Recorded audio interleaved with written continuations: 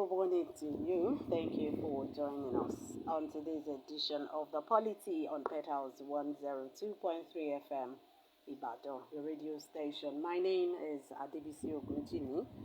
We will check the platforms. Telegram is on.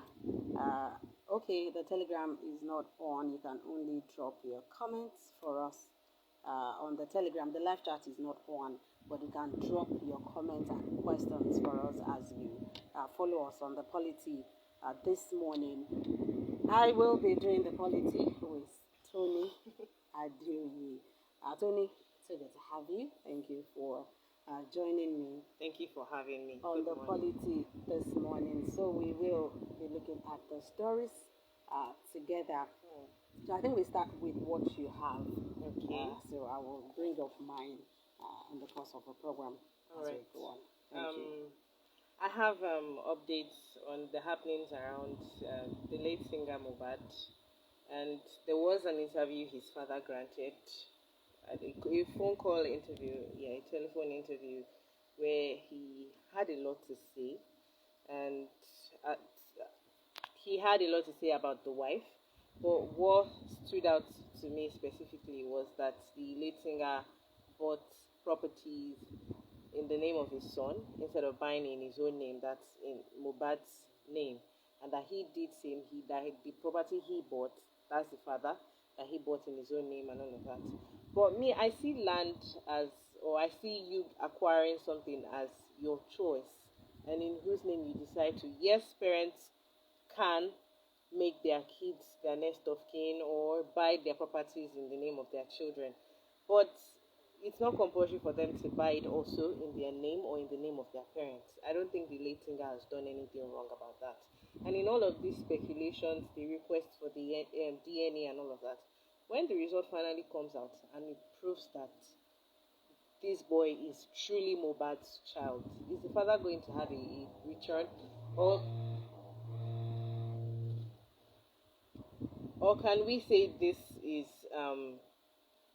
an aspect of grief? Can we say this is a phase in grieving? Because I really don't understand it at this point.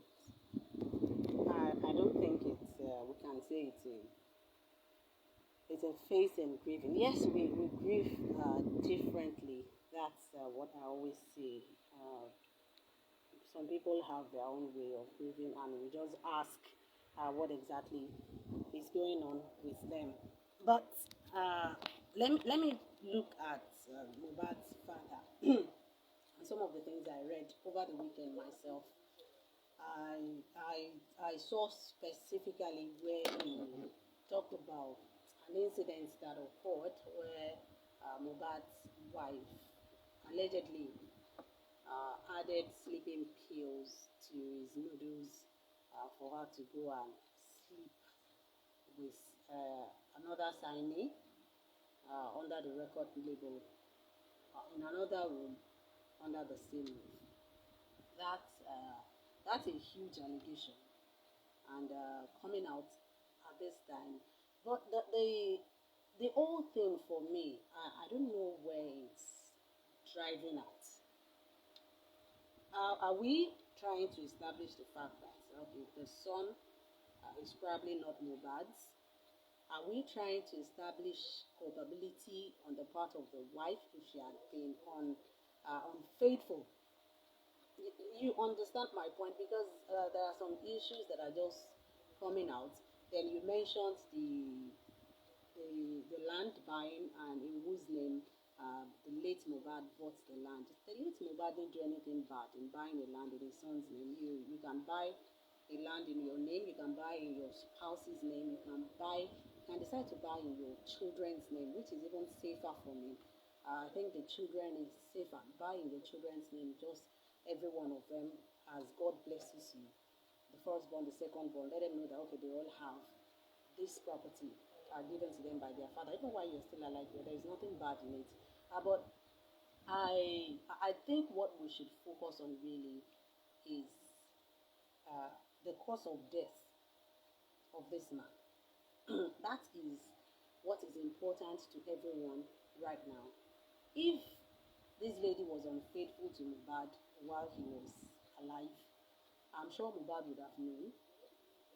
And if he didn't know, of course, the father knew about the adding sleeping pills, so that means Mohbad also knew, or the father just knew and Mohbad was oblivious of that. I don't think that was the case. If the father knew about it at the time, then Mohbad must have known about it at the time. But if the late Mohbad didn't raise anything about the paternity of his child, if he didn't raise any doubt about the paternity of his child, I don't think we should do about that right now. It's not what is important. What is important right now is how this guy died, what killed him, or who killed him. Because according to the latest report or press briefing by the police, it was the injection given him. I think it was a wrong medication given him, or his body reacted to it negatively, and the nurse was not qualified to give such prescription. So I think this is what, because I read that story and I felt very bad for these people that were around Mohbad at the time, because it looked like they were trying to help. Yes, he was trying to get into a fight. His friend, that was Prime Boy, stopped him from getting into that fight. He got angry because according to them, he was high. He got angry, which is understandable, and they tried to stop him from fighting.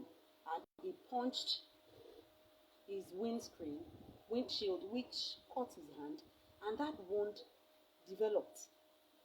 They could not get it treated that day. So he probably got infected. Probably got infected. So they tried to call his own nurse. This is according to what the police gave us. So they called his own nurse. His nurse was not available. So they said, okay, let's call my own nurse. That's another friend of his now. Let me call my own nurse. That one too was not available on that day. She gave them the following day that she would be there. So she said, okay, send me a picture of the hand. Let me see the stage so I can know what to drink. So they snapped and sent to her. She brought medications and she gave. So after she gave, they saw the reaction too. She also saw the reaction. She said, okay, let me go and buy probably an antidote or something to quell whatever reaction it was having. But it was too late. So that was the narration we got from the police. So I really feel bad for all these people around him because they were trying to help him. But it went the way it went. So if we can just establish the cause of death, I think we can move forward from that. We can move away, even away from it, and let this guy rest. Let him rest. Let the wife focus on raising the son. If you want to do the DNA test, yes, the family can decide. Yes, they have the right to decide, okay, before we can accept this child as ours, we have to carry out a DNA test on you, especially because of this and this and this that we saw or heard. So let's go ahead and do it. Then if it is established that he is Mohbad's son, let the wife just go ahead and take care of the wife and leave whatever property he had bought in his son's name, in his wife's name, leave them for the family, leave them for them. Our late husband's property are hers. The late father's property belongs to the son. If he died intestate, then please, I think you should just leave everything for the wife and the son. And what does he even have? Also yesterday, the father posted a video where he was praying and also to a song saying, "The world is fighting me over the child you gave me through mercy. God, arise for my help." Also, I saw a video of the father's sister calling out Mohbad's wife, threatening and raising hell, and I'm like, all of this is not necessary. Since, well, I'm not going to tell whoever is grieving which way to grieve and how to not grieve, but like investigations are ongoing and we're still awaiting that all of this will be settled. But I think maybe a lot of people are beginning to forget that all of this began because we wanted justice for Mohbad. Now we are having to see a lot of family dramas, and just so sad. It is. It is sad, and there's no way you're going to start to dig into issues like this, and you're not going to begin to see the uncalled for and the unpleasant. So you're going to hear a lot, you're going to see a lot, but I think what we should focus on is getting to the root of the matter. What killed this guy? And let us learn from it and see what can be avoided in the future. Now, Naira Marley's sister made a post saying that her brother, who has been arrested, has not been released, and that he was being held unjustly, and that he wasn't responsible. She had a whole lot to say, and I had to go check comment section for things like this because people would have a lot to say on stuff like this, and people said, "Oh, it's not unjust when your brother was um, after this boy, you didn't see anything. When he was going after him and threatening him, you had nothing to say, and now you're you're saying he's being held um, against his will and all of that."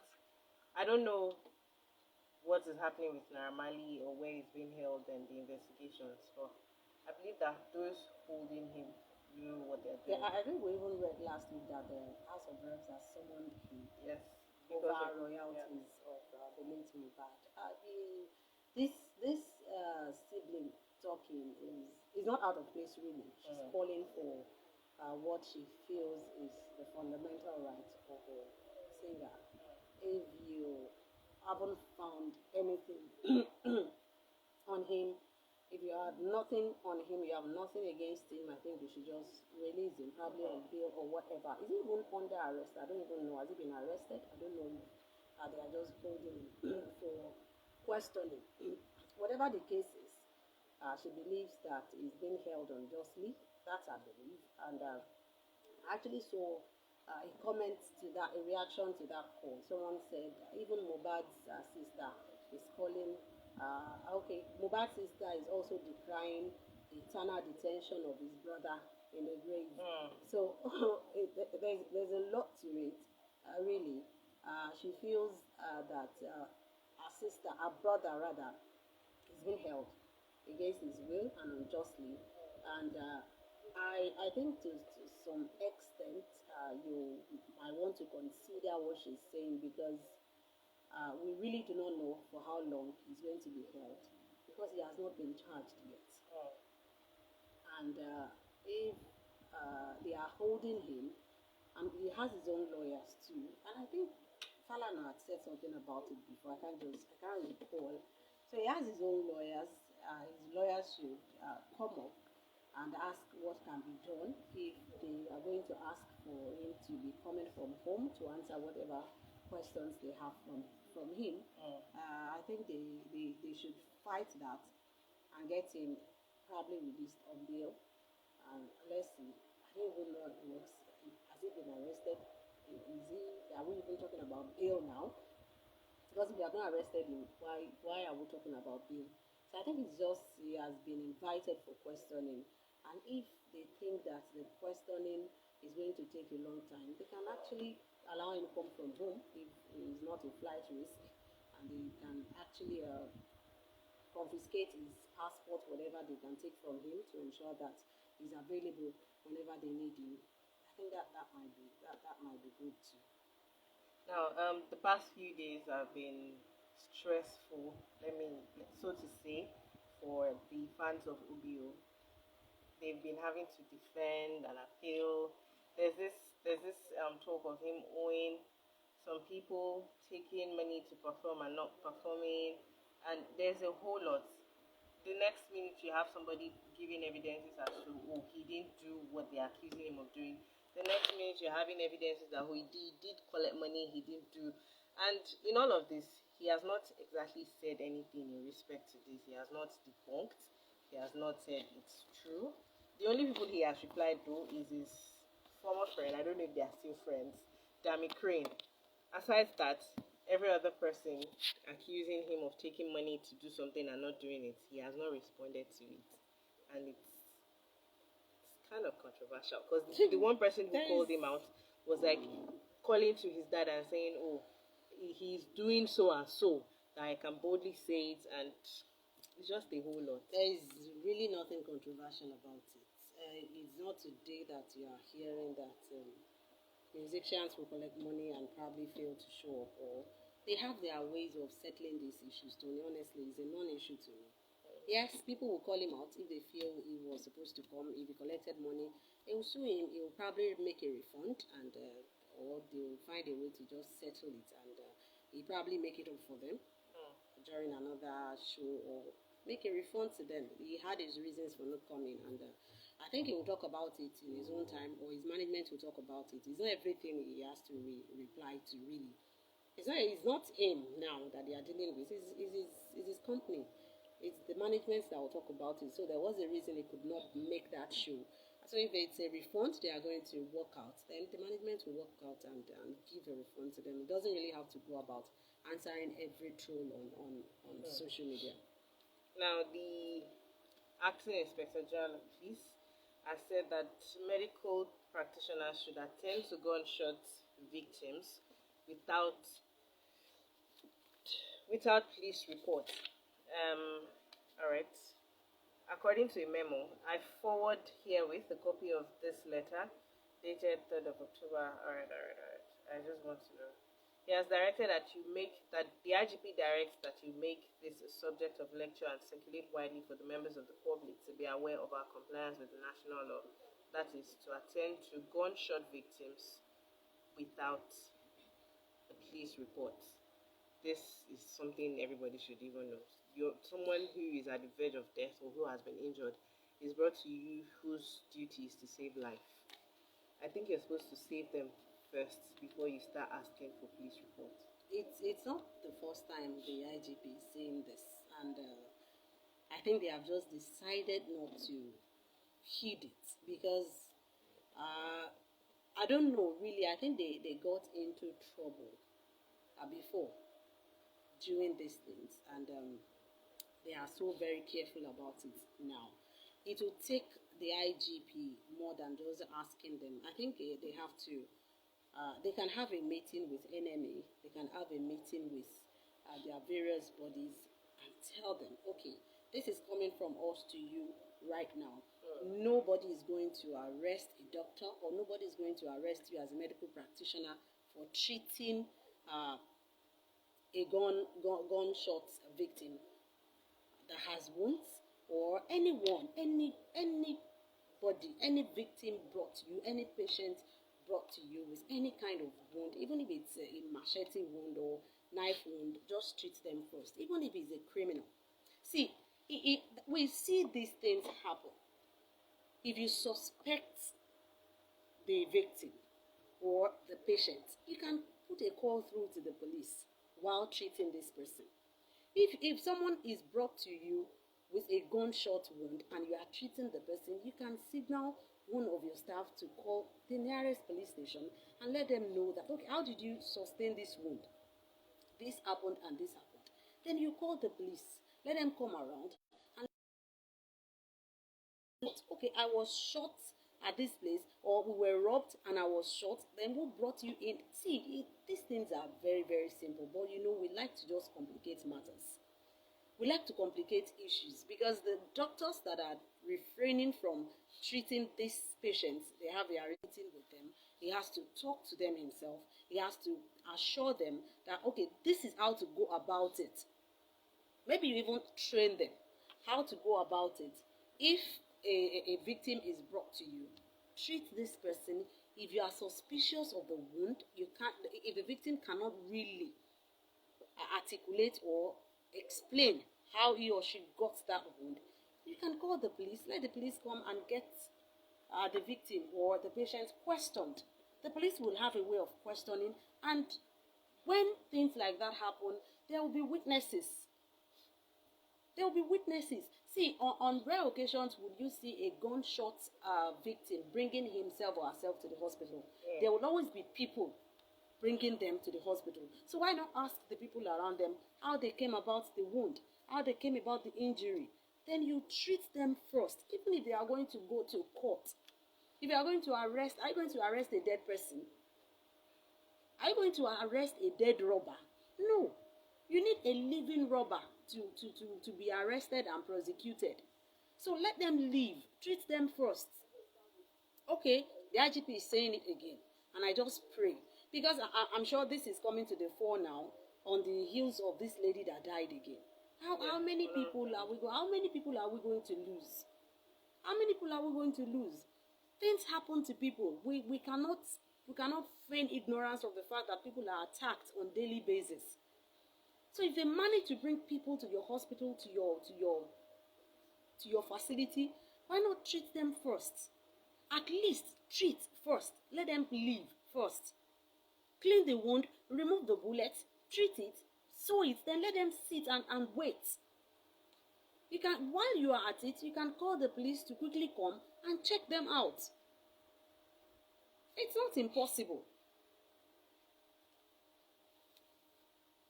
Alright, I have this here. Indications have emerged that the days of the Chief of Staff to the President might be numbered, following allegations that he has been trading off appointments in the government of President Bola Ahmed Tinubu. Daily Post gathered that there is growing outcry among President Tinubu's loyalists who are bent on making sure Gbajabiamila is eased out of the presidential villa. Now, there was, Daily Post claimed that it gathered that since President Tinubu's assumption to office, most names approved by the president for appointments were allegedly replaced by the chief of staff. These are just allegations. They are not proofs. Yes, they are allegations. I read it also, and I just hope for the sake that they are not true. Because it's what we can't say that these things are not possible. We can't say that these things don't happen. They happen. Even at the lowest level, they happen. Not now talk of the presidency. These things happen. We have names being changed. We have some being removed totally. We have some slots being given. You know, a lot of things happen when it comes to helping one another. But I think it will be very. I don't want to use the word audacious because these people are close. You understand? They are friends. They are close. They relate like fathers and sons. And when you talk about Gbajabiamila and President Bola Ahmed Tinubu, you know that we are talking about like a family. So even if he's going to be doing that, I think he would have to tread cautiously now because he's working closely now with the president. He should know that a lot of people will be looking for his downfall. A lot of people are not happy with the kind of relationship he has, with the kind of fortune he has, with the kind of favor he is enjoying with the president. A lot of people would not be happy, and he has to be very careful about what he does. See, they do these things. I'm not going to say that he probably didn't do it or he did it. That is not even the issue here. I think the issue here for me is for him to be very careful. If he wanted to help anyone, I think he has that relationship with the president. He is close to the president enough to go to the president and give names and suggest names to the president. And I'm sure the president will oblige him in some of these things. He will actually humor him. If he has names he wants to put in a place, if he has slots he wants to take to himself. But this idea of now changing names behind the president and putting the president, the president had signed it. The president had given the go-ahead for these people to be given the jobs. You now go behind the president to change names. That's fraud. That's fraudulent. And this is what we say. When we say that most times our problems are not really with our president. They are not really with our leaders. Our problems are with the people around these leaders. Because now that the president has given the order, he has given the names, he has given the go-ahead. So will he now start to check? Are you now saying the president should now come on Monday now, after giving the instruction over the weekend, he will now come on Monday and start asking, okay, the names I said you should, yes, let me see the names again. What's that? of all the gamut of responsibility of works on his table. So he would now think he would give an instruction, and he has to be checking up on that instruction again, to be sure that you have not done mago, to be sure that you have not exchanged, to be sure that you have not swapped. Haba. It should not be. It should not be done.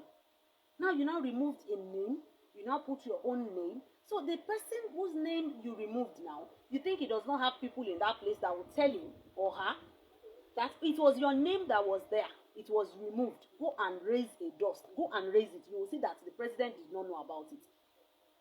I'm sure that is exactly what happened. I read it that the president was very moved about it at social media. I don't know. I wasn't there.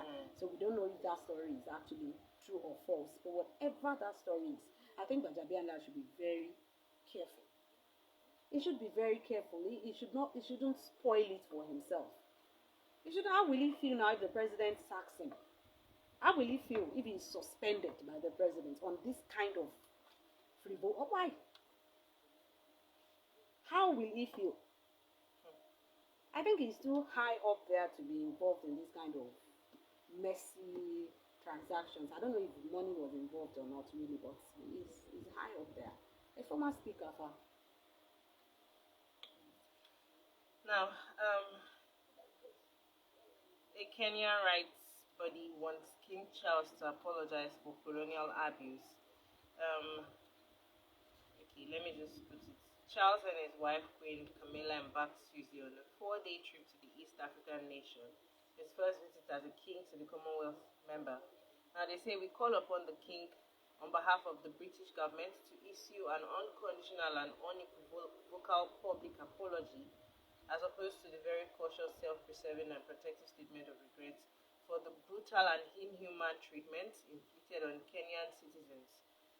According to Buckingham Palace, King Charles was expected to tackle the more painful aspect of the UK's historic relationship with Kenya. Alright, now the apology that they want, is it going to take away the pain of the past? I mean, just by the way, I saw a post, I laughed at it during the weekend, where someone said, oh, now I am even angry at my ancestors that they escaped being taken as slaves. So they should have remained. That they should have allowed themselves to be taken, so they would not be in the country. Like they will be Black Americans as those ones are. So these apology, is it going to take away the pain? I mean, most Black Americans, when I hear them talk about Africa, they don't even regard Africa, so to speak.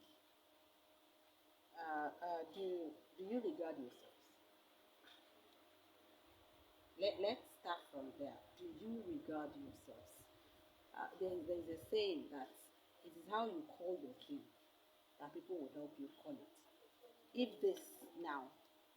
I insist to you that this charger in my hand is an iron, if I tell you that this is iron, and I would want you to treat it as such, you are probably going to offend me if you don't treat it as such. Because this is my thing. This is what I am calling it. This is a purse. I want you to treat it as a purse. And that purse is very important to me. You don't see me put water inside it. You don't see me throw it inside the toilet. You don't see me put it on the floor. So why would you now want to take that same purse and throw it in the garbage? Why? So they don't regard us. Do you regard yourselves? How much premium do you place on yourself? How much premium do our leaders place on us? You don't begin to ask other people to respect you when you cannot even respect. When the people in your house don't respect you, how do you want others outside there to come and respect you? So leave those ones. First, deal with yourselves. Regard yourself. Put premium on yourself by yourself. Then now see what others. How do you treat an American? How do you treat them? How do they treat them all over the world? An American will stand with the knowledge that his government is interested in him. An American will stand anywhere with the knowledge that his government will look for him or her if anything happens to him or her, wherever.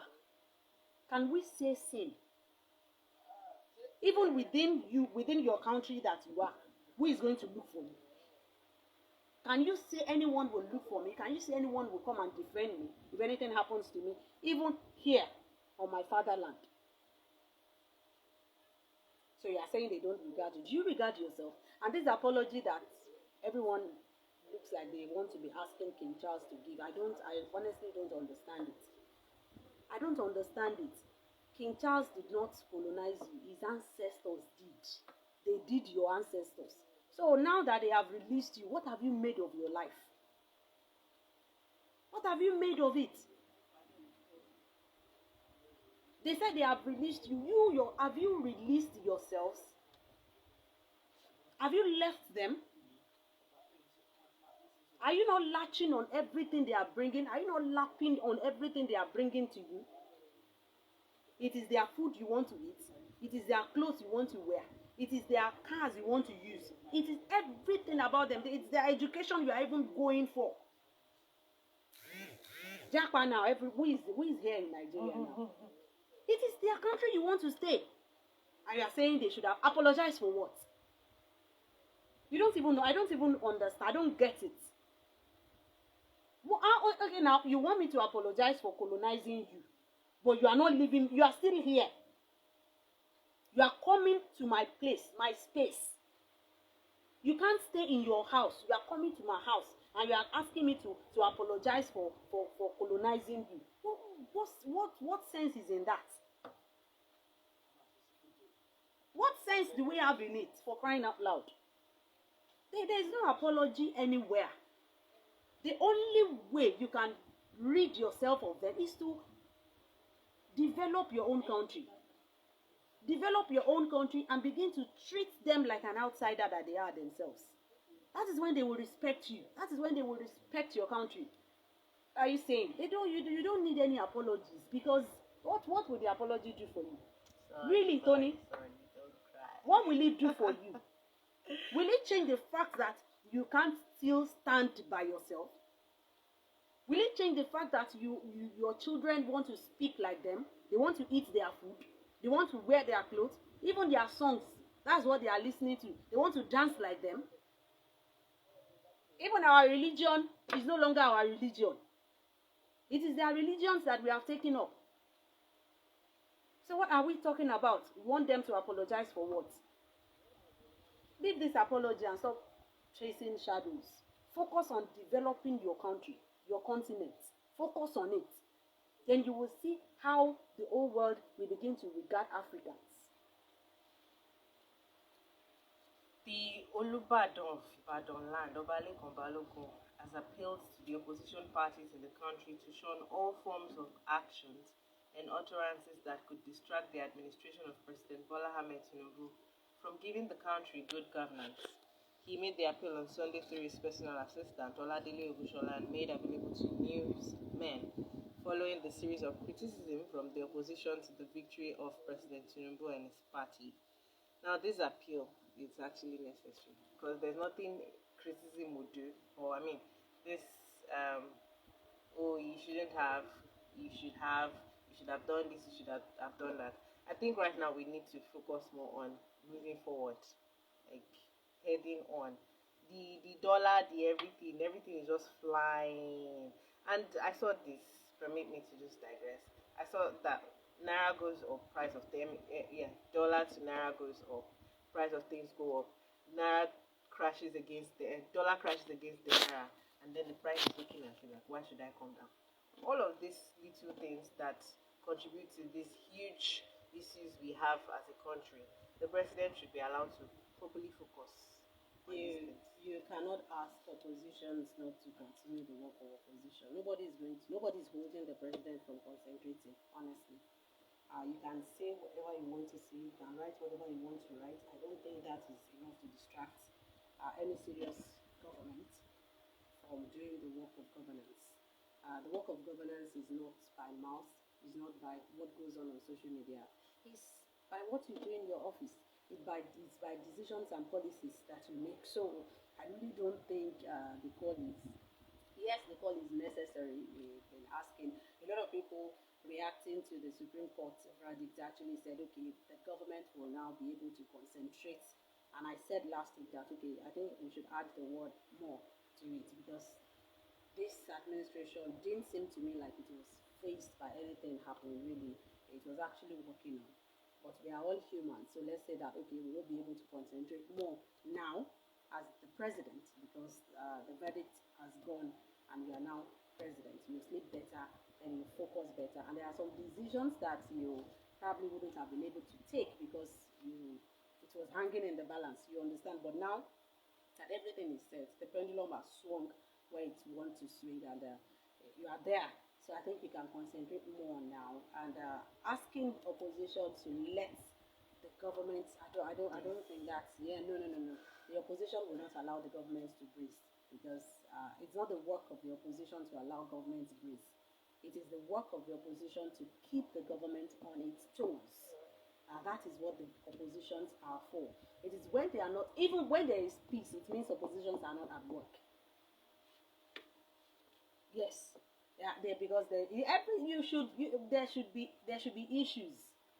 Oppositions are to look critically into your style of governance and bring out something to criticize, something to ask questions on. They shouldn't let you rest. You should not rest. You are not there to rest. If they are not talking, then it means you are probably doing very well. You are doing it enough, such that no one has anything to complain about, or, well, you are in cohort, and that is not what we want. That is not good for Nigerians. Like I always believe that when the executive and the legislature, when they are friends, I think it's not in the interest of the people. Yeah, that's my own belief. It's not in the interest of the people when the legislative arm of government and the executive arm of government are very chummy. Well, I think they are just enjoying themselves. Really. But if they are fighting for the people, if the government, if the executive brings out something, and our lawmakers are fighting it tooth and nail, asking questions, really digging into it, and telling the executive that, okay, this will not work because it's not good for the people, well, I think that is when we are going to have governance. The Alode of Yoruba land, Chief Mrs. Alabalawansin. Alaba. Lossy. Alaba, I've not heard that name in years. That's why I say Alaba. Alaba Lawson died on Saturday, or it was announced on Saturday that she had passed on. She died early Saturday morning. May her soul rest. Yes, I saw the news, and growing up in Abeokuta, I knew her very well. She Alaba Lawson was a very great school. It was a school to go to when we were growing up, and a lot of my mates went there. Private school, so not everybody could afford it at the time, but I think it was one of the very few first private schools in Abeokuta at the time. We had St. Benedict, we had Alaba Lawson, and I think a few others then.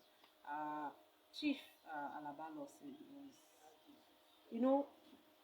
they are the kind of women you grow with their names. You understand? As you are growing, you are hearing her. Even though you probably have not met her one on one, you hear her everywhere. You read about her everywhere. She's a very, very proud Egba woman. She's that kind of a woman, very industrious everywhere, and you just hear her name. You're Alaba Lawson, and I've been reading a lot about people's reaction to her death, and I think she was nice too. Reading from people, she was nice. She was joyful. She was just a very good person to be around and to be with, and she was a lot. She was a multifaceted woman. She did a lot. She was Nasima, she was Chamber of Commerce, she was an educationist, she was a tradition. She got chieftaincy titles, and I think she lived. Mm. She lived. She wasn't sick. I didn't hear that she was sick. I think she died peacefully that Saturday morning, early Saturday morning in her house, and it's a good one. I think she lived her life at 72. May God rest her soul Amen. and comfort the family that she left behind. She will be missed. Yes. Well, the entertainment world also lost one. Friends star Matthew Perry died in his home on Saturday. It was reported that he drowned in his jacuzzi, and the police said they didn't notice signs of struggling or. But it was quite a sad one because I watched Friends and it was a series I enjoyed. He was the character Chandler Bing, and he was quite sarcastic. His humor was something you could relate to as Mm. a human, and it's just I think he was the youngest of the Friends Mhm. cast. Yeah, maybe I haven't seen it. I haven't seen Friends, but I know him. I've watched him, and when I think I saw the story yesterday too. I just looked at his face, so familiar. I said, okay, this man has died again. Well, we can only wish him uh, a good rest. What best are you wishing him again? Okay, just a good rest, really, and we pray that God grants his soul repose and comforts the family and friends and fans he left behind. Um, all right, I think we can check some of the stories you have. Okay, I actually have this former Minister of Transport, Rotimi Amici. Uh, you know, he is just, I don't know, honestly, and I think I've asked Maestro before if it's just Nigerians that talk like this, or this is how people talk when they feel they are up there. Because I don't, he said Nigerians find it easier to commit suicide than to question government. For somebody that was governor and minister, for someone that has been a part of this governance, I'm not saying this particular one, for someone that has been a part of Nigerian leadership, for someone that's been a politician for God knows how long, for somebody that has been eating and drinking Nigeria, you come out to say Nigerians prefer to die. They prefer to kill themselves than to question government. How do you question this kind of government that you people have formed? How do we question it? How do you talk down at people? You are you know I don't know. I don't know how it came out to you, Tony. I don't know how you heard that thing. I don't know how you read it, but I felt very pained that someone would say you prefer to take your own life than to do this. So you don't even see that as protest. You don't see people killing themselves as a form of protest against your kind of governance, against your kind of leadership. What did you do as a governor? How much did you do? How many lives did you transform? How many lives did you change? As a minister, what did you achieve? Maybe it was him that came out to say that he said they should do this, they didn't do it. Concerning the railway tracks, he said they should give this amount for this thing, they didn't do it. And you are there. You did not resign. When they did not listen to you, you didn't resign as a minister. You sat there. You finished your term until you wanted to go and contest for presidency. And you are here telling us that you prefer to die, you prefer to take your own life than to question government. It's really sad, Tony. Honestly, it's sad. And how did you really take that? It didn't make sense to me. Who wants to take their own life? People who take their own life, aside the mental illness or the depression and whatever must have pushed them to wanting to take their own life. Life must have been really hard for them. And you think it's easy to take one's life. I always say this jokingly to people around me that I can't kill myself. I don't even want to. I'm not ready to die because I've not made my millions. I have not made any million in my life. And I have not had twins because I want to have twins. And then I would take my own life. So if anything, which will not happen, You will want to make me. have twins? Yeah. I thought you said you didn't want to have twins. No, I want twins. No more than twins. Just twins. All at once. Really? And that's all. I Now, pity you. Because it's those that want them that they don't go to. don't worry, it's in my gene. Okay. Now, if something pushes someone like me to want to take their own life, don't you think something is up? Don't you think I must have tried my best to get out of that situation? And then you come out to say, oh, you'd like to take your own life instead of reacting. We'll be reacting. I mean, the dollar is to naira is over 1,000 naira. What reactions are we not making? You have transport fare going up every day, and your salary just stays there.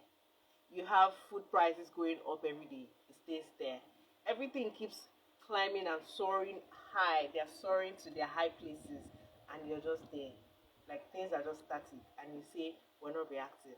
Do we go on protests? Is that what you want? Even if you go on protest, You'll be quelled by security agencies. what would you even achieve? Thank you. You'll protest, you go back to your house. It's scary. So what does he expect us to do that we? I had to ask Maestro this morning. I said, when he was governor, if anyone had reacted to him, would he have taken it? Would he have allowed the person to go scot-free? Someone who says, oh, resign from your office, you're not doing what you're supposed to do, you're not doing what you were elected in office to do. I'm sure it would have gotten that person arrested. You know, it's easier for them to talk like that. You know, they are so comfortable. They are, see, if I'm sure that if he had not eaten, if he does not know where the next meal is coming from, if he does not know if he fell in his car will take him to work and back, if his children are looking to him and he's looking back at them and telling them, I don't know yet, I'm sure he would not say that you like to die than to react. You like to take your own life. Honestly, I think Nigerians should take him up on that. We should ask him what exactly he meant. What was going on through his mind? What was running through his mind when he said we love to die, so you like to kill yourselves rather than react, rather than ask government, rather than question these people. Sorry, was it not the one that said Nigerians should be stoning them? Yes, it was. I think we are a very, very cool-headed people in this country, and they don't appreciate us at all. We are not appreciated. The kind of people that God put in this country. Honestly, a former minister that honestly, a former minister under an administration that is adjudged probably the worst in the history of this country, and you are coming back now. Even as what is he talking really? As an APC member?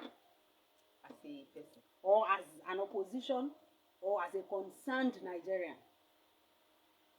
So he now came, said Nigerians like to kill them, they like to commit suicide rather than question the government. I honestly don't understand what that means. I don't know. You know, for every time stories like this go up on the social media, I always like to go up. I always like to go to the social media to see reactions. And there's this comment I always look out for.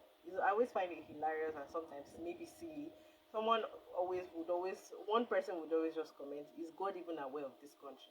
And then some will say, oh, we should be a show on it so that people just watch, because there's a whole lot of things that happen in this country and you find it unbelievable. Yeah, this is really happening. Leave that one. God is aware of everything. He's aware of this country, and we are not even having it that bad, really. That is just the truth. We can't close our eyes to the fact that some countries actually have it worse than this. We don't have much natural disasters, do we? Sure. We don't. So all these ones we are facing they are man-made. All the Man-made. problems we have.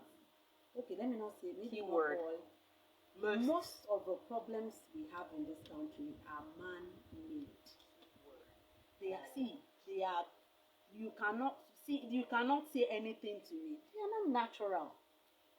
Do you have hurricane that you now begin to even name them? Hurricane Rita, Hurricane Katrina, Typhoon.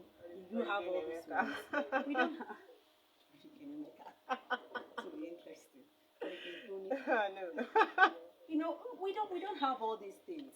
When you read of earth tremor in Nigeria, everybody's going to be at alert. Everybody will be scared. Everybody will be praying. Everybody will be shouting. Earthquake, everybody is going to pass out. Fasting and prayer. They will even pass out before their time.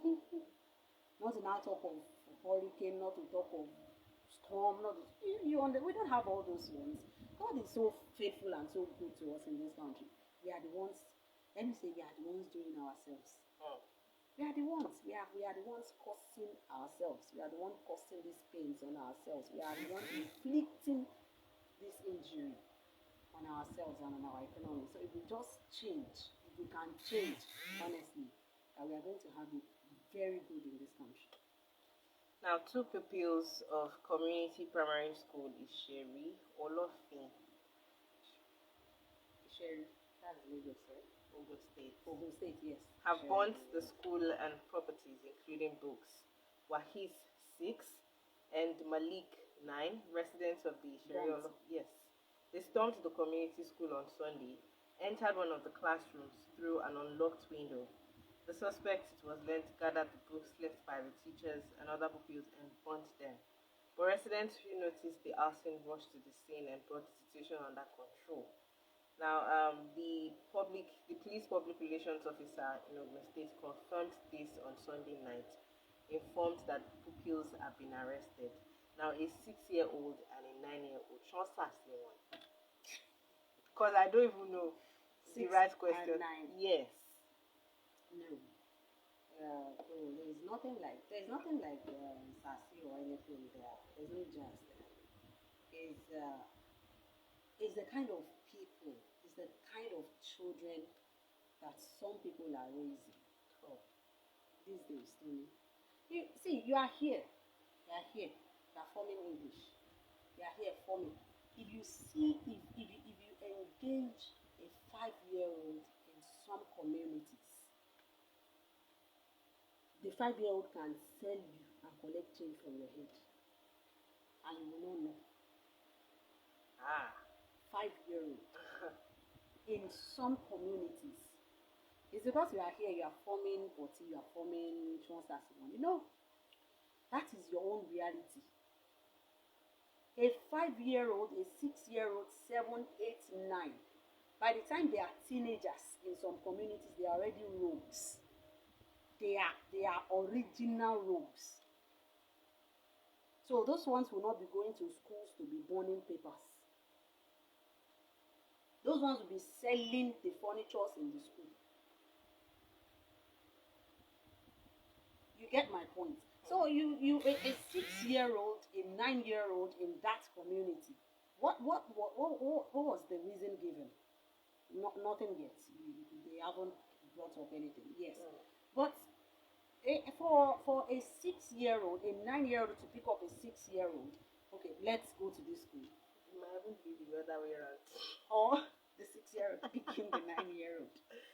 But you get my point.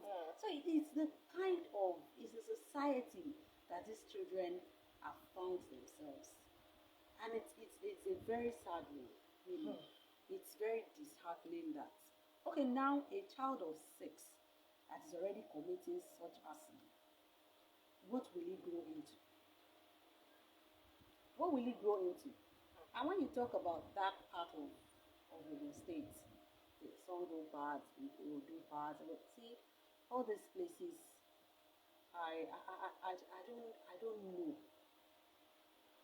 I don't know the kind of redemption that will happen in that place that we are going to have a change of story. Yes, people are coming out of there to change the narrative, but I think it will take more than one or two people just trying to fight themselves, fight their way out. You understand of that place. Mm.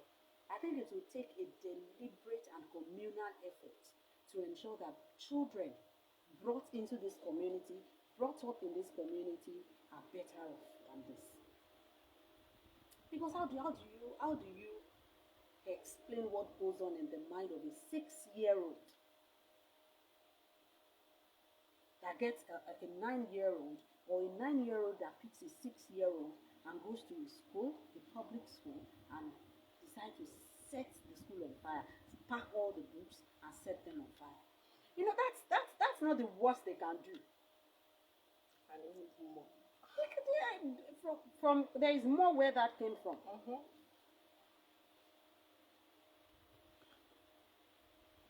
It's so sad, really. It's very sad. Abia State government has discovered over 50 decomposed dead bodies, over 20 headless bodies, and countless human skeletons around Lopanta cattle market. Governor Alex Oti disclosed this during his monthly media chat tagged Governor Alex Oti Speaks to Abians. He assured that his government was committed to tackling insecurity headlong without minding whose ox is God. Now discovering 50 decomposed dead bodies and over 20 headless bodies in a cattle market. I don't know, a thought just popped up into my mind of people who just kill people. You just look at your fellow human, a precious life as yours is, and just decide to unalive them. And then not even properly bury them, just leave them in a bush. It's The height of wickedness. Yes, it is the height of wickedness to take what you can't give, really. There's a life there. And just, you read the story of 3 clerics, yeah? 3 clerics here in Oyo State, here in Ibadan too, that killed a surveyor and beheaded him. And you just look at these people, and you can't even. It's so sad. It's so dangerous that you can't even read through people. You can't see people and determine the evil they are capable of doing. You know, these people live amongst us. They are a part of our community. They are a part of our society. Some of them are even our friends. They are our neighbors. They are colleagues. And you just, when you now hear what they do, when you read, you are taken aback. You cringe that, okay, how can you? That place now, that cattle market, that is what it's used for. So I think the cattle market is just for during the day. I mean, for you to count 50 decomposing bodies and several headless bodies. That's a business there. That's what they do there when no one is watching. And it's funny because all these places, they will tell you they have security guards, they will collect security fee, they will collect levies, they will collect all this and all that. There will be security men there, and this will be happening. And no one will be able to say, okay, this is what we saw. I don't know if you get my point. There will be security guards there, working day and night. People will work there during the day, selling cattle, and they will come at night, and there will be another business there entirely. That's so sad. It is. The Nigeria Labour Congress has said it would begin protests in Imo State from November 1st over alleged violations and abuse of rights and privileges of workers by the state government. Mr. Joe Ajaero said this at a news conference on Sunday. NLC, according to him, was deeply concerned about the persistent and egregious violations. That English is English. Violations of the rights and privileges of workers in Imo State by the state government. Despite our repeated efforts to engage in constructive dialogue and reach amicable agreements, the Imo State government has become a habitual and serial breaker of these agreements, continuing to trample on the rights of workers in the state. As a result, we are left with no choice but to embark on mass protest and industrial action beginning on the first day of November 2023. This is another protest that is being planned now, and then an industrial action that's supposed to go on for whenever. There's no specific amount of days this is supposed to go on for. But before you know it, they are going to quell it again. That's for Imo State. Yes. Yes, I think there's even one that's being planned for general. Yeah, but that's they will decide on that after the meeting with the federal government. The meeting today, yes. And although they said they were not going to attend that meeting, if the Minister of Labour attends the meeting, so I'm anticipating that. You know, I think I saw the headline that Nigerians should stock up. That thing just cracks me up every time I read it. You should stock up with what? Who knows? No, now. We should stock up with what? Okay, we should just go to the market and tell them we are going on strike. Strike is going to start, and we have been asked to stock up. So I want to stock up. No, I'll pay after the strike. No, they didn't talk about money. Okay, just stock up. They didn't even talk about money. They said stock up. Go and stock up. So why are we going on strike if I have money to stock up? What is my problem? If I can actually stock up, why am I fighting the government? Why am I complaining? Why am I here shouting? I'm here because I can't stock up. So stop asking people to stock up if you are going on strike. See, the strike we are even tired of already, but I think we are on the same page these days because the issue it's parallel. It is parallel. So let's even talk about the strike. Let's plan it. When are we starting? It's not this one you will come again in the middle of the night and say you are calling it off because you have met with the federal government. You are the same person that said you had met with the federal government and they promised you. Now you are the ones crying foul again that they have reneged on the promises. So what exactly is going on? We should be wiser than this. By now we should be wiser. You know that when the federal government promises, they usually don't fulfill. Then why are you still taking promissory notes? Why? You know that you two want to just be playing on us and probably something is getting into your hands after all these meetings. We don't know. So you should come out to tell us what exactly is the game you are playing. We should stock up. Now is Imo they are facing. Is Imo the only government that is guilty of whatever it is they are accusing it of? Is it even the time to start cherry picking which state governments are you going to deal with? Let's deal with the elephant in the elephant here is this issue of economy. Nigerians are not finding it easy. Let's think of what to do. Leave the abuse of workers' rights. Leave rights. Let's talk about the general rights that is being trampled upon. The right to live, the right to eat. We should stock up. I don't even like saying that, but we should stock up. Stock up with what? If I can stock up, will I be talking like this? If I can stock up, you won't even hear my voice. I'll just go and stock up and leave you to go on, declare how many years strike you want to go on. I think we checked. I don't know if we have anything on the Telegram. Yes. Okay, no problem. The Special Assistant to the President on Special Duties and Domestic Affairs, Toyin Siberu, has assured Nigerians that the planned rollout of compressed natural gas buses will reduce CNG price to 230 naira per kg. This is coming amidst plans by the government to deploy 11,500 gas-powered buses across the country from next week as part of measures to ease current transportation challenges. Sweru said the initiative would help Nigerians save two-thirds on transportation costs and promote the use of CNGs as an alternative to petrol. Who are these people that are going to benefit from these 11,500 gas-powered buses? Because whether we like it or not, the means of transportation that we're still going to be having around will still be our kekes and motors that are still using petrol. CNGs will, I think what they will do is to distribute them across the states. So it depends on how many will get to your state and where they will be stationed. So it will just be like this mass transit buses of the state government. So they will just complement that. But my issue with this CNG is gas cheaper? Or it will become cheaper when we start using the CNG? Gas is 1K, 1K plus. Gas is not cheaper. So I honestly don't understand how they plan to run these CNG buses, because it looks like the only solution, or one of the solutions they are preferring to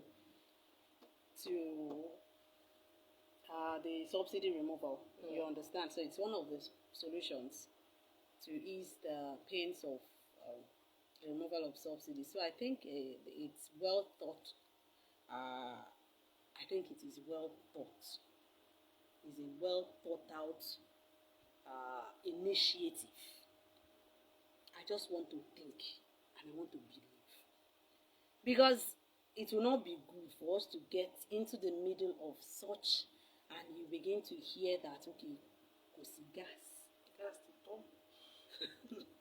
Wọ́n gbé gas wálé ni.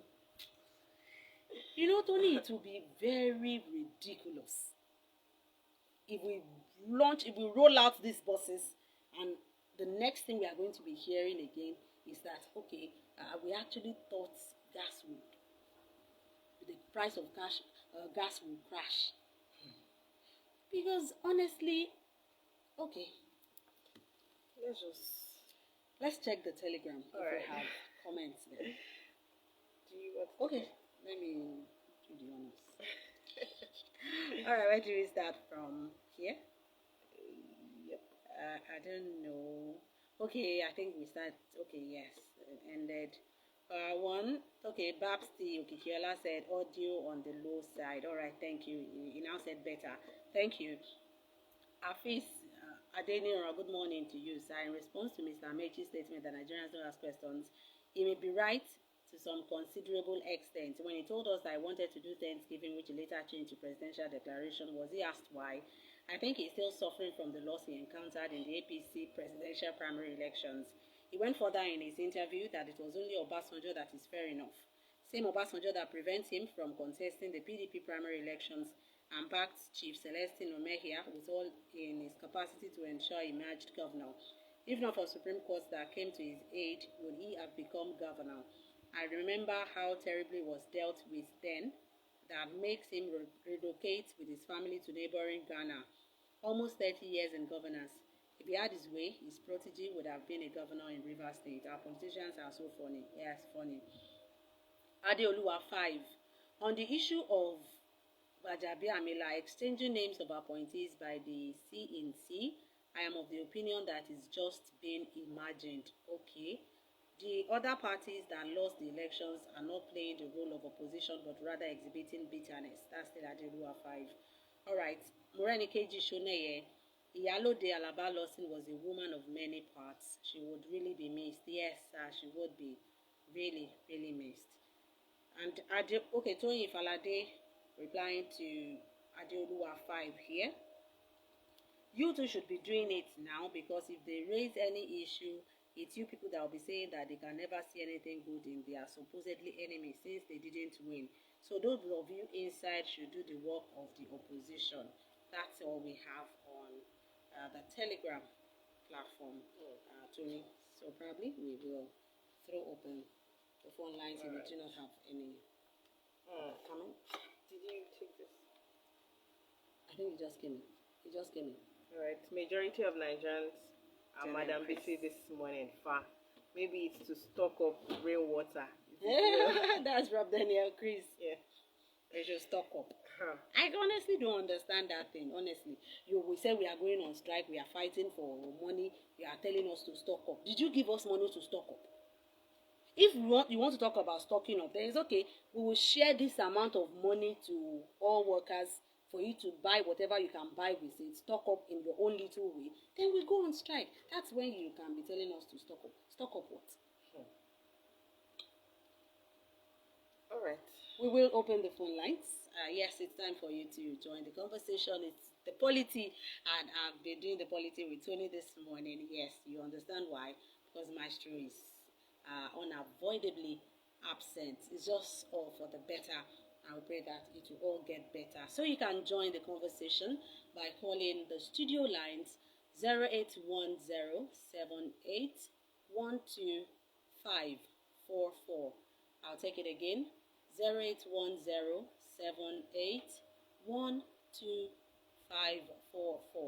or 0915302992. 0915302992. Let's have your thoughts on the stories we have looked at on the polity this morning. It's still the polity on Petals FM. Let's have your name, where you're calling us from, and your thoughts on the issues we have discussed. We have looked at we looked at Olubadan saying that opposition should allow President Tinubu concentrate on governance. We looked at Kenya rights body wanting King Charles to apologize for colonial abuse. We also looked at I think they looked at Bauer receiving a heroic welcome in Kebbi earlier on the headlines. We looked at Amechi saying Nigerians like to commit suicide rather than ask government questions. We looked at IGP ordering medical personnel to treat all gunshot victims without police reports. We also saw that I'm sure you treated Body George leaving Nigeria earlier in the morning. Said he was speaking in parables. Okay, and FFK urging PBAT security agencies to warn Gumi. You didn't treat that. Okay, over inciting statement. Okay, that's also in the news. Femi Fani Kayode urged President Bola Ahmed Tinubu and security agencies to warn Professor Sheikh Gumi over inciting statements. We also looked at Bajabia Amila, the allegations against the Chief of Staff of the President, Femi Bajabia Amila, on the removal or swapping of names of appointees, tampering with appointments by President Bola Ahmed Tinubu. 0915302992 or 08107812. Hello, good morning. Sorry about that. Hello? Is anyone there? I think the network. Let's just keep it coming. So while we're waiting for the calls to come in, I saw a video of... Hello, good morning. Good morning, Auntie Tony. Good morning, Hello, it's my Auntie Ogunjimi. Madam, good morning. Good morning, sir. Yes, ma'am. Auntie Tony, you said that you are hearing Alaba for the first time. No, I said in a while. No, she said Alaba in a while. That it's been long since she heard. That was why I was able to. Auntie, don't defend her. Don't defend her. Yoruba lady, she doesn't understand what Alaba means. Hey, I never said that. No, she didn't say that. How I wish. Sorry, how I wish that our government make Yoruba compulsory in all our schools. That just happened. I did terrible. Yeah, terribly well. She will do better. Sir. Okay. She will do better. Okay, ma, about Gumi, Professor, I heard the statement that you made the other time that no Southerner can be a good security leader for this country, and that is a provocative statement. Throughout the 8 years of President Buhari, all the security assets of Nigeria were committed to the North. Yeah, what happened at the end of the day? And if you look at that, because that there's a lot of this information of this President Tinubu. It's okay now. It goes across all the ethnic and geographical zone of Nigeria. This man, he has to be set now. He has to be put to where he belongs. Well done. Thank you. Thank you, sir. Hello. Hello, good morning. Good morning, Mrs. Oyeride. I'm Oyeride from Ibadan. Hello, ma'am. Go on, ma. We can hear you. What I want to say is that we, the elders in this country, we are the one responsible for the progress of our youth, and we are holding them down by this system we are running. At least in our own time, we know we can achieve a lot during a short period of time. But now these children are struggling to make life easy for themselves, and we are the one oppressing them. Let us face the fact whether we restructure the country or we let it go as it is going. But you know it will collapse one day if it is going this way. Thank you. Thank you, Mrs. Oyeride. Hello. Good morning, this is Mr. Brown, good morning. good morning, Tony. Good morning. Thank you very much for this analysis. Brigadier Miller, former Speaker of the Federal Republic of Nigeria and current Chief of Staff to Mr. President Bola Ahmed Tinubu, and our latest instruction, in my opinion, is a betrayal of trust, and if proven, should be disciplined. I think it is so wrong, this is true. There is alleged, we are not too sure, but it is proven that after the president has signed certain documents and names, and he will go in there and change it. I mean, it's the highest level of dishonesty. So I think it should be disciplined if it's proven. If it's not, well, let it be. Labor and stocking of our houses. I don't know where I'll get the money to stock houses because a Congo of Gari I asked on Saturday, a Congo of rice, of the big rice, I asked in the market is 2,100. I don't know whether Tony and BC will I've gone to the market recently and checked 2,000, one Congo, 2,100. Yes. How many Nigerians can afford that? How many Nigerians? So asking us to stock a house with two stuff and they are going to, it is one decision so many. So I don't think Nigeria is really living with that today. But finally, apology, from yourself. I don't think there's a need for it because even far before now, we saw his mother, the comments and the way he handled Africa. I don't think there's any need for that. The truth is, the right man sees us as I'm sorry to say it, as part of their slave. And we, like we actually told the students this morning, we wear their clothes, we wear their shoes, we want to behave like them, and yet we say, what kind of apology? There is no apology anywhere. And finally, grooming the situation should stop. President Tinubu should stop grooming from making these utterances. All right, Mr. Brown. And I think we should do that. Thank you very much. Thank you, Mr. Brown. Thank you. He tried touching almost all the topics this morning. Thank you. 09153029992 or 08107812544.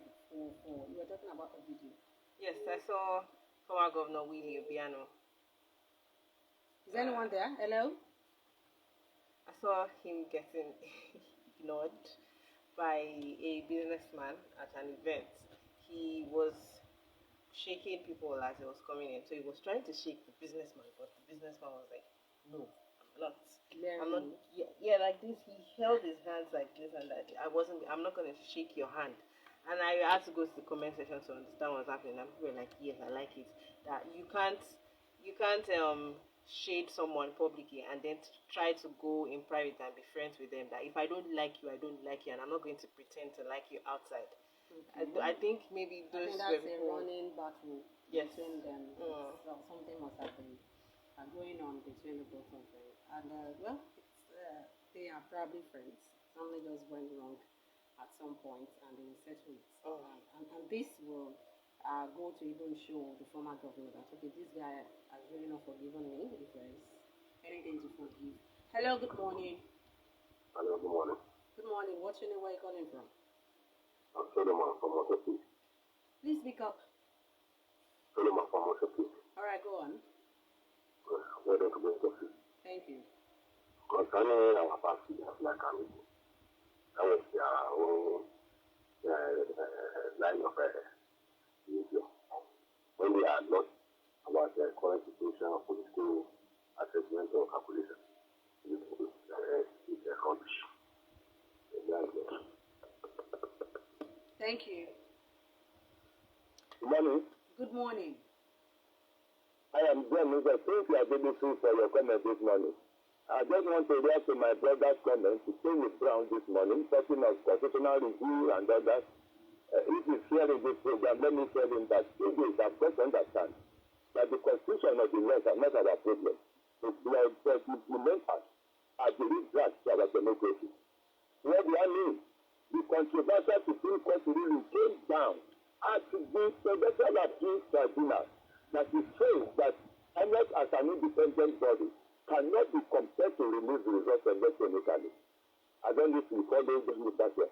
The Supreme Court not only admitted the existence of electronic transmission, one INEC specific from source as it is regarding the moral of the citizens and our electoral process. And that is satisfied, even in fact, even if that is not enough to nullify the election, and agree totally with that Supreme Court ruling. Therefore, the problem is not the constitution of the law, but the implementer of this law as it does to Nigerian democracy. That is my main thank you. Thank you, Mr. John Njoku. 0915302992 or 08107812544. 08107812544 or 0915302992. Hello, good morning. Hello, good morning. Good morning. What's your name? My name is Eye from Aspete. Go on. It's not why I heard about traveling of links or things of being agenda is true. It's a real sign of lack of integrity. And the business will look in the as a sign for others not to repeat in the future. So that I even change documentation, I even change contract of people to people. It's not good at all. What is what you do in life? And very not enough to be in that position. If it's true and foreign, it should start immediately. It will be to be on the public. As a sign for that. And God bless you. Thank you.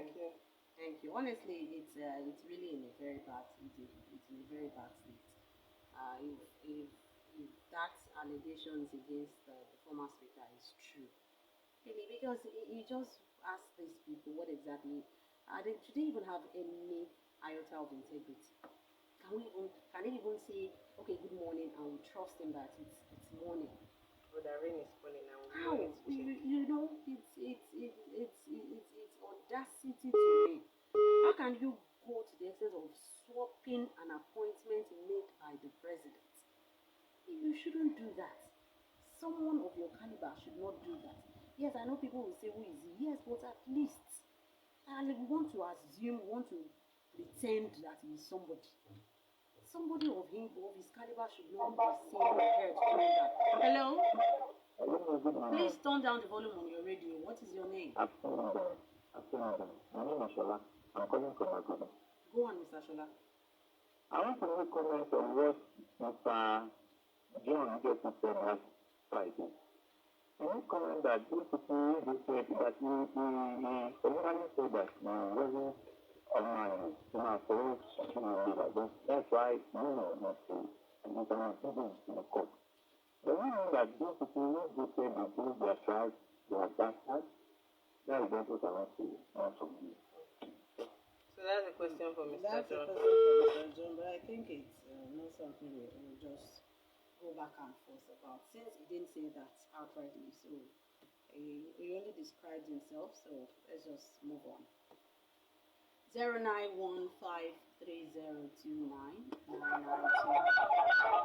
Hello. Hello, good Hello. morning. Good morning. Good morning. Go on. Charity begins at home. Yes. You cannot expect anything better from all these elders, all our executive people. All they are different. That is why what they are doing now is what they have started to be doing right from their childhood. When they are you see these things.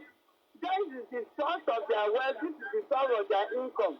They can't change their pattern. They are only deceiving ourselves by thinking we have the best of them in the cabinet. They are part of the same feather. Thank you. Thank you, Mrs. Oyeride. Thank you greatly. We still need to confirm that. Yes, the allegations really. We can actually check the platform again, the Telegram, in case some people decide to drop comments for us on the Telegram. Do you have any? I'm still loading it. Yes, we do. Okay. All right. Oh, this is a long one from Mr. Benga Jala. Hello. Hello, good morning, sister. Good morning. What is your name? My name is Olakode Sarafadi from Akorele. Good morning, sir. Adebisi, do you witness what is in front today? Closing down the petrol station, selling the high price for us again. Do you know that? This is a country that we find ourselves. Full of lie everywhere. And then, when my mama says charity beginning at home, is it true? If it is true, do we have that charity? And then again, my dear sister, wọ́n ní òtítọ́ ló ń gbé nílé ìdílé àwọn èèyàn wa kọ̀ǹtínú láti máa ṣàdúrà káàkiri ayé. Orílẹ̀-èdè tó dá ọlọ́run sábíà ni wọ́n ń ṣe ní. Good morning, àti bí àti àjùtọ́lé. Good morning, sir. So I have this one asking Taufik. Celestine Omehia did not buy party tickets. He did not participate in the primary election too. Okay, that's a reaction to Taufik. Benga Ajala says, good morning, Betros family. I want us to ask ourselves, what are those young children reacting to and their reasons for contemplating such a heinous and dastardly act? Do you know the genesis of dole payments to the jobless in the UK? The reigning king at the time realized jobless people were most restive, rebellious, and ready to deal with the rich and the upper class in the society. Hence, the government decided to pay a subsistence allowance to every poor man in the society. I reason and wish to suggest they are reacting to 160 million naira vehicle to fellow Nigerians amongst many other illogical rent collection and arbitrage by the privileged few, while a whole family is looking for 1,000 naira for daily survival. An idle hand is the devil's workshop. Tí ilé bá ń jó tí olè ń jà, ẹni ebi ń pa máa kígbe. It will not be out of place to expect rise in criminal acts at this time in our national life. That's from Mr. Benga Ajala. And God's General says, good morning. The CNG that government is referring to is different from the cooking gas. Okay, thank you. I think I need more education on that CNG really, because I don't know how it's going to operate. All we heard was that it's going to operate on gas, so I didn't know that it's a different gas. Did you know? Okay, it's a different kind of gas that it will be operating on. Thank you for that, Mr. God's General. We still have a few more minutes to take your calls. Let's have your thoughts. 0915302992 or 0810781254. Hello, Auntie Tony. Just kindly tell me. Go ahead. Yes, on the issue of labor, the labor, they are playing to the gallery. And they are fighting a battle that they can never win. Even Nigerians are not supporting them. Look at what is happening. They are fighting a wrong battle. Instead of fighting on our life and the unity of 10 minutes for Nigeria, where economy can be brought into normal condition. They were fighting for the people's amount alone. The people only the people and Nigeria. What of the on the road? So this is only a China. What we call it that you can't sit down somewhere. You doesn't know what to do. Well done. Thank you. Yourself and Mr. Tony Brown give me a shocker, and I'm still shocked. So, if a model of rice sells for 2,100, They are shocked. Since when? I've not bought rice. I've been talking about this. See, So we're no more eating rice now. we are eating. We eat rice. They said you should stock up. Go and stock up. How? Am I going to slap the aboki to give me a model for free? Go and stock up. We are not buying Ah, module here. It's this is Congo we unfair. are buying here. Model, It's rubber, Congo. Congo. I think it's Derika in Lagos. Wow. It is Derika in Lagos. Here is Congo. One Congo of rice is 2-1, according to Mr. Tony Brown. Yeah. The last time I bought was 1/8/2000. Now it's 2-1. At this point, I good. think I can give this Thanksgiving that yes, I might be broke, but thank God I don't have kids to feed. Yeah. Yes. Call me insensitive, but right now, thank I God mean, I'm broke. yet. You say yet. Right You don't now. have kids to you don't have mouths to feed yet. Cause Even your own mouth, can you feed your mouth successfully? Can you feed your mouth what you truly want? no, because my mouth always wants This sweet and one milk. mouth, can you afford to feed it? No, actually, I'm not even feeding my mouth as it is because I crave meat and sweet, but I can't afford it. It's So bad. It's bad. It's bad. It's a bad place that we have found ourselves. 2,000 now, 2,100. Yes, and you buy 3 tubers of yam for 2,000. Oh wow. Yes, depending on the sizes. 0915 3029 992 or 0810 78 12544. 0915 3029 992 or 0810 78 12544. Let's have your thoughts quickly. I will still have some. Let's check the platforms. I really like to check the platforms because some people would just prefer to drop comments there, so I like to check it simultaneously as we take the calls. Hello?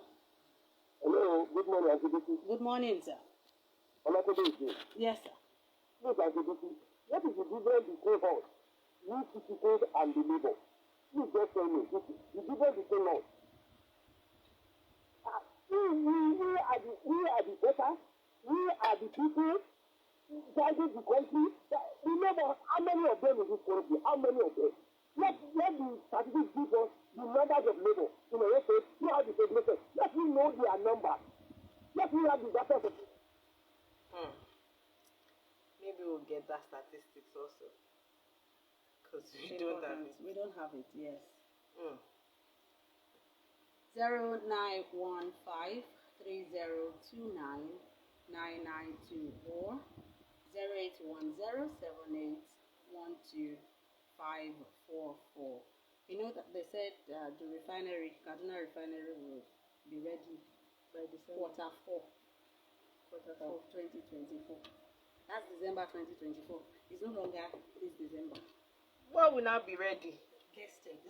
Check it now. I saw it.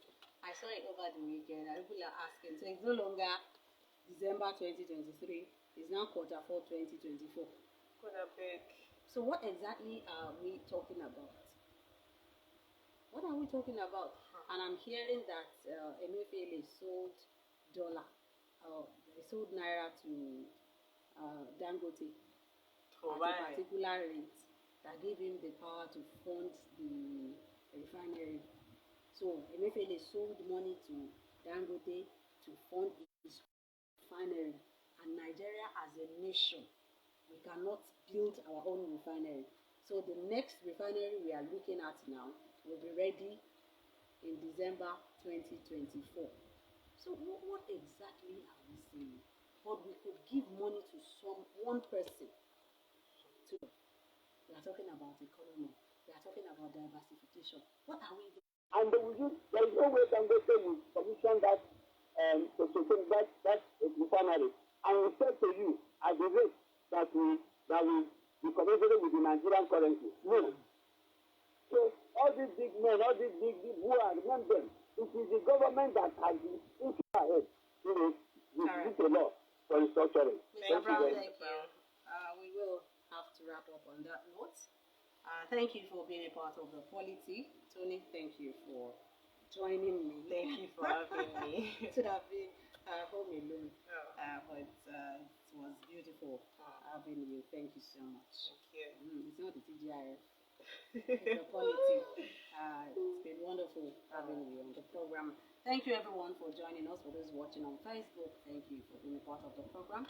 Thank you for the comments, and thank you for staying tuned always. My name is Adibisi Ogujimi. See you tomorrow for Tuesday's edition of the Headlines on Petals FM. Good morning.